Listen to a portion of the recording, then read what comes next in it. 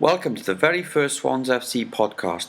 We have an exclusive interview with former Wales international John Hartson as he looks forward to the Capital One Cup final. Okay, John, thanks again for meeting us today at the Liberty Stadium. With the release of more tickets and the free travel that some of the supporters have been lucky enough to receive from Capital One, which has obviously created a lot of buzz around the city, what do you think this cup means for the fans? Well, I think it means a lot for the supporters. It's an opportunity for Swansea to stamp their name, to stamp their name on the cup. If they can win it, of course. Bradford's going to be a very tough game. They've got an opportunity to create a little bit more history, in terms of the Capital One Cup, who've been a breath of fresh air for me this season. Mm-hmm. In terms of the cup competition, all the big guns have played in it. Mm-hmm. They've all sent out big good sides. Sure. Even going back to the game Arsenal-Reading springs to mind, the 5-3 game. You look at the team Swansea have beaten to get you. They've got past Liverpool, Middlesbrough, beat the European champions over 180 minutes, not conceded a goal. That's right. And I think Capital One Cup, I believe they provided 20 coaches for each team, over 1,000 fans, free of charge, taking them up to Wembley Stadium, which I think is a great thing to do. It's a little bit different. They throw in these little special treats for fans, which is excellent. Yes. And I think the Capital One Cup is an opportunity now for somebody to win that cup for the first time. I don't know how long they've got in terms of their contract. I'm sure it'll be, after the success they've had this year, sure. they may continue to sponsor the cup for many years to come. And I think for the fans, the cup competitions are great because when you enter the cup competitions, you go through the first round, then you go through the second round, then all of a sudden then the fans start to feel, well, hold on a minute, if we win this game, we could be in the last 8. They start to look at the draw then. That's right. And they start dreaming then of Wembley, the Millennium Stadium for many years. And that's what's happened, really. When you go to Liverpool in the last 8, you think, the league is our main concentration, the Premier League, to stay in the division this year. But when Swansea, for me, when they were, lingering around the top 8, top 9, they were always going to stay up, and then they can maybe take the cup a bit more seriously then. So I think it'll mean a great deal to the Swan supporters, and in particularly the players. Yes. And I think everybody must take credit. The board of directors here, the previous managers, even going back to Brendan, to Roberto Martinez, Kenny Jackett, Jan Molby, Paulo Sousa, and of course Brendan, because they all played their part in bringing this squad together. There's several players that'll play that'll be involved on Sunday. The likes of Alan Tate and Gary Monk, of course, that were here when Swansea were going through their troubles 10 or 12 years ago. And I believe there's a Swansea legend on each one of these coaches as well. I'm not allowed to say who they are. Right, okay. But that's another surprise for the fans. Oh, that's great. And as you say, it'll be 33,000 Swans fans there. So excellent. It'll be great. But it's interesting about you say how seriously now these teams are taking the cup. As we know, Swansea were beaten quite comfortably on Sunday by Liverpool at Anfield. So do you think Michael Laudrup was right to have made as many selection changes as he did? And does that go a long way to illustrate how seriously he's taking Bradford in the final on Sunday? Well, first of all, Michael Laudrup made 7 changes 7 or 8 weeks ago when they went to Fulham. And Swansea beat Fulham. And it's all about winning. Mm-hmm. If Swansea would have beat Liverpool, the changes wouldn't have been mentioned. No. Liverpool, very strong at Anfield. They were desperate for a win.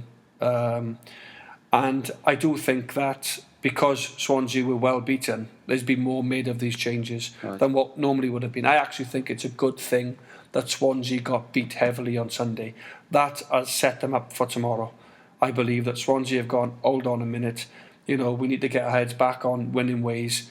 We didn't play particularly well last week at Anfield, and I don't think it's a bad game. It's sort of give the players a little kick up the backside, in terms of we need to get back on it this weekend. Bradford are a very good side. They've beaten 3 Premiership teams to get to the final. And the last thing we can do as a group of players is underestimate Bradford's challenge. They'll have a big support there, and it's no pushover. Swansea will start the game, of course, big favourites. I feel Wembley Stadium will suit Swansea with the amount of space and the way Swansea City play, pass, moving, meet you as a threat in behind. But they've got good players of their own. The lad Wells up front for Bradford City, 18 goals in the league this year, is a big handful. They'll have to deal with him. And I don't think it was a bad thing to happen to Swansea at the weekend in losing heavily to Liverpool. I think that's give them a slight wake-up call for this game on Sunday. So, of course, you've touched upon the success of Bradford and obviously beating the 3 Premier League teams so far. But do you feel Swansea's continental style and passing ability will be too much for the Bantams? It should be, but, Arsenal have just been knocked out of the... Arsenal just got beat to Bayern Munich at home, and Arsenal are a fantastic side. Arsenal have won this cup 4, 5, 6 times, so Bradford had no right to beat Arsenal. How on earth could Bradford beat a Premiership side over 2 games in Aston Villa and played very, very well? So Swansea should win. They've got better players. That's why they play in the Premier League, and Bradford are in League 2, but cup competitions have a habit of springing surprises, springing upsets, like Birmingham beat Arsenal in this same final 3 or 4 years ago in the same competition. So as I said, Swansea would be quite naive to underestimate Bradford's challenge. They've got to go into the game giving Bradford the utmost respect. But yes, of course, the way Swansea play, they pass, they move. They've got top class players compared to Bradford. But Bradford have nothing to lose. All the pressure will be on Swansea. They'll be massive favourites. So yes, to answer your question, I think Swansea's free-flowing continental-style football should be enough for Swansea to win the game if the players are mentally tuned in and they don't treat the game with Bradford as an easy one. Excellent. So a lot has been written about Michu this season, and you touched upon him earlier on. But who else has been a standout Swansea player for you? I think Ashley Williams has been outstanding. I think he's settled into that centre-half position. He's playing like a really established centre-half that could play for any team in the top flight. I really do rate him that highly. I think Ben Davies at left-back has come in and he's not looked out of place. And it's ironic in football, it was only the injury to Neil Taylor that Ben took his chance. And again, he's looked really, really comfortable. Up front, obviously, you've got Michu, the goalkeeper Tremmel. Vorm is a big fan's favourite here. Vorm got injured. Tremmel's not put a foot out of place, and I believe Tremmel will probably start the game on Sunday, having played the both games against Chelsea in the semi-final. I think he played before that as well in the competition. Hernandez has been in and out. Leon Britton again has been solid whenever he's been asked to come in. He's not put a foot wrong. Nathan Dyer has not played the games that maybe he felt he should play, but now we've got a bit of competition there. Keesing Young, a lad I know from Celtic, has done very well. I think the crowd are quite happy with him. So overall, I think we've stayed, to our shape. De Guzman's been excellent. I could go right through the team, really. I think the whole team has been excellent, hence where they are in the Premier League. And obviously Michael Laudrup needs to take a huge amount of credit because it was a big worry in the summer when we lost Colker, Sinclair, Joe Allen, Brendan Rodgers, and since Danny Graham, Sigurdsson. And everybody's thinking, well, how on earth do we replace these players? How do we replace Brendan Rodgers? He's just took us somewhere that no managers took us for 30 years, But we lost him. Bit of doom and gloom for a couple of weeks. Michael Laudrup, people weren't sure about Michael Laudrup at the start. But Hugh Jenkins again, it's a genius of an appointment, really. And every manager we've had have took us that one step further. So I think the Swans have had a great season, and what a wonderful way to cap it off now, if you like. I do believe we're safe, more than safe, with over 10, 12 games to go. And this will be wonderful to lift the trophy at the weekend. And with yourself, John, I know you're looking to get into coaching, and of course you've been invited into the Welsh setup by Chris Coleman. So have you set yourself any goals or targets to achieve in the immediate future? No, I will manage. I'll most certainly be a manager within the next 2 years. I will be in the hot seat somewhere. I have no doubt about that. At this moment in time, I'm assistant coach to Chris Coleman. I'm learning. I'm writing everything down, and I've got a great platform to learn and watch Ocean Roberts, Kit Simmons and Chris work. I'm in all the team meetings. I have a look at the sports science with the sports science guys. I've turned down several jobs already, coaching jobs, one manager's job in Scotland, because I want to learn. And I'm extremely busy. I've got several media contracts that I'm contracted to, and I want to see them through. I've never broken a contract in my life. I've got another 18 months with a current TV contract. I do lots of radio. I'm heavily involved with my foundation, the John Hartson Foundation, which raises money, which go to great causes. Yes, but football management is something I want to do. But I don't lay in bed right now and think, oh, I want a job tomorrow. I'm very relaxed about it. If it comes, it comes.